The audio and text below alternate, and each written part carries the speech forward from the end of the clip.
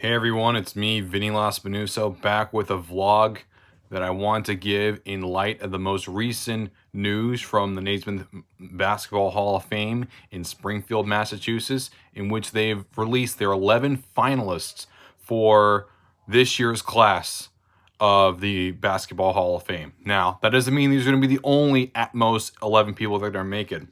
There's other committees too that are decided on the same time that these are. That's contributor committee, as well as seniors and women's seniors, international, and black pioneers.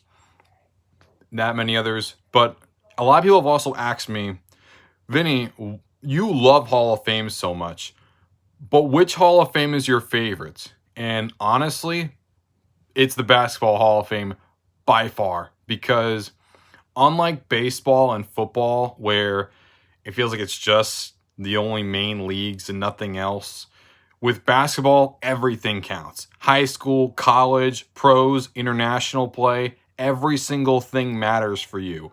Every single thing that you do counts.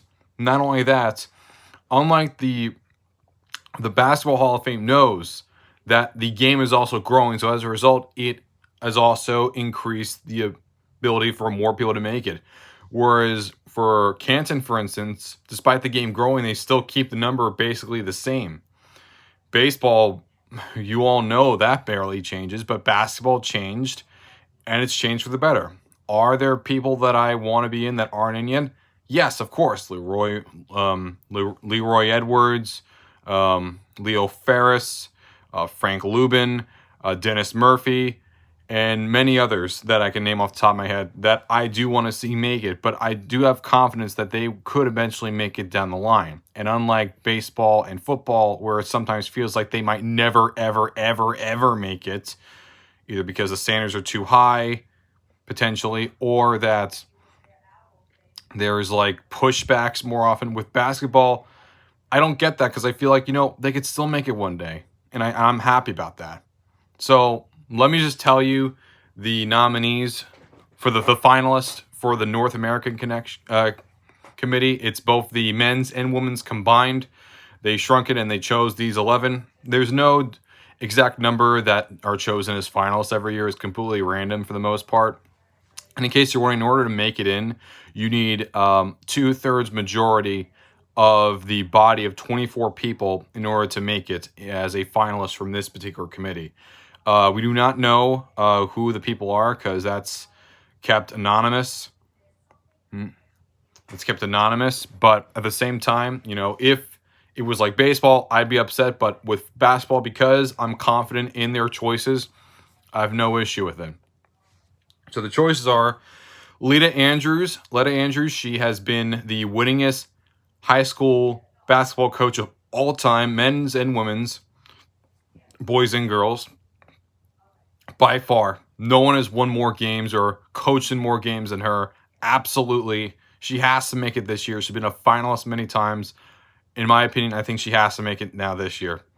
The next person is Swin Cash, the great player for the Detroit Shock and the New York Liberty. She's going to make it this year, I think. She's also been the vice president of operations for the New Orleans Pelicans. I think she's the first ever woman to hold that title in NBA history. Absolutely incredible. I think she'll also make it this year. In case you're wondering, there's no maximum number of people. You can literally vote on all these guys if you want. Michael Cooper, the stalwart on defense for the Lakers dynasty in the 1980s. The only reason why he doesn't have an all-star nod is because he played for the Lakers an entire career, and it's the same team with James Worthy, Kareem Abdul-Jabbar, and Magic Johnson. And while all those players were shooting the baskets, the three-pointers, and leading the league in scoring titles, Michael Cooper was the person that was responsible for preventing others from doing that.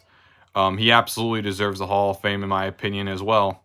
Hugh Evans, he's one of the most dominant and most consistent officials in NBA history. I would love to see him make it as well. It's funny how, basketball has consistently put in officials. Meanwhile, Canton finally put in their first ever official in Art McNally for the first time. So just the same year that Football finally decides to put in an official. Basketball says, you're still behind us by 16. if Evans does make it, in fact. Manu Ginobili, I think out of all the guys here, he is by far the most likely to make it. I would say the greatest basketball player in the history of the country of Argentina. Gold medalist in 2004, where he beat Team USA with Luis Scola. Also one of the most in that trio of, of him, Tony Parker, and of course Tim Duncan. That Spurs team would win a total of 3 championships together. Absolutely dominant. Just absolutely has to make the Hall of Fame with everything he's done for the country and for the game itself, and helping it grow to South America and expand even larger. Tim Hardaway, of course, part of Run TMC with the old Warriors. You have Chris Mullins in, you have Mitch Richmond in. It only makes sense to have Tim Hardaway in. And you can make a real good argument that Tim Hardaway, out of all 3 of them, was the best player out of them, as he was also a member of the first team All-NBA. The next guy, Bob Huggins, the legendary collegiate coach. He's 4th all-time in wins, if I'm not mistaken, or 6th all-time, wins as a collegiate basketball head coach. Even though he has never won an NCAA championship, at the same time, he's done far more than people that have won championships for the NCAA. And considering he's the 6th all-time in coach, like 4th or 6th all-time in wins, he absolutely has to make it, considering how much his body of work is matched with the greats of the greats. Marquise Johnson, player for the Bucks, also was a member of those amazing John Wooden-led UCLA Bruins teams. Absolutely.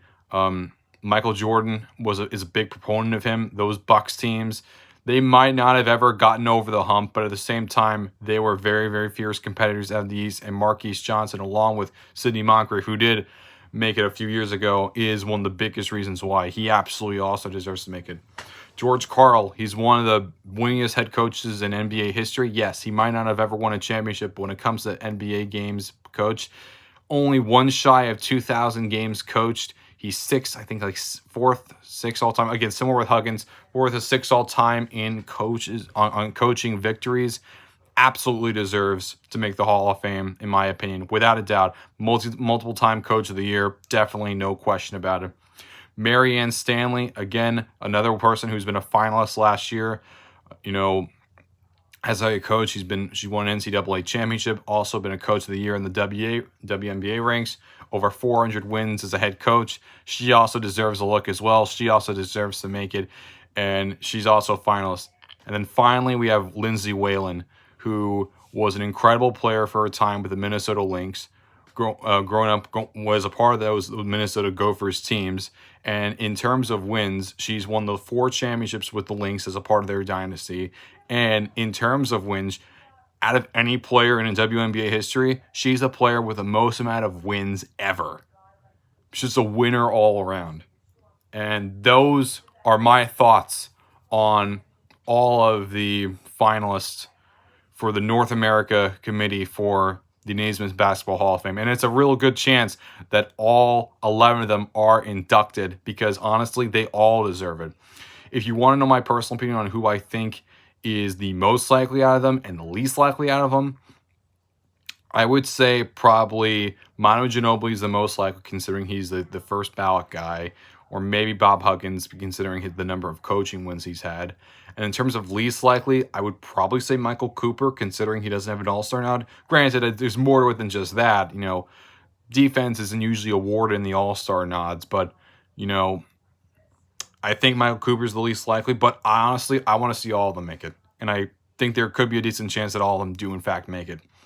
But those are my thoughts. Let me know in the comments below, what do you think of the 11 finalists for the North America section of the Naismith Memorial Basketball Hall of Fame? Would you like it? Do you agree with me that the Basketball Hall of Fame is the best Hall of Fame? Do you disagree with that fact? If so, let me know in the comments below. And as always, thanks again, guys. Like this video if you haven't already, and I'm out of here. Have a great day, everyone.